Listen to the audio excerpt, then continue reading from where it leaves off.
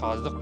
Бұл біздің Каспий аймағы, Каспий ойпаты, соның ішінде мына Жем, Сағыз, Жайық өзендері маңында өңірінде кезінде үлкен империяның бір орталығы деп айтуға болады. Қазіргі кезеңде 1000-ға жуық көптеген жәдігерлер шықты.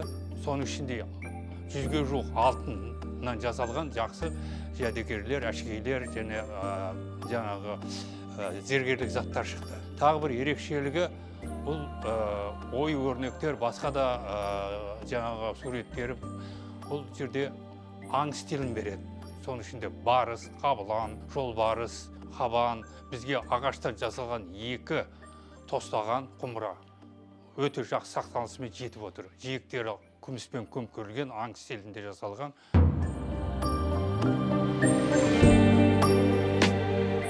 Қазақстан территориясы аумағынан бірінші рет алтын қаптамалысы бар, тұтқасы алтыннан жасалған сынама тасы анықталды. Яғни бұл шартты түрде айтқанда пробирный камень. Бұл сол заманда өркениеттің, Сармат өркениетінің қатты дамығандығын көрсетеді. Яғни элиталарда алтынның жағдайын, күйін, сапасын анықтау үшін осы материалды қолданған құралды. Үшінші жерлеу орнынан алтынға адамның киіміне тағылған алтын нашивкалар, яғни алтын жапсырма анықталды.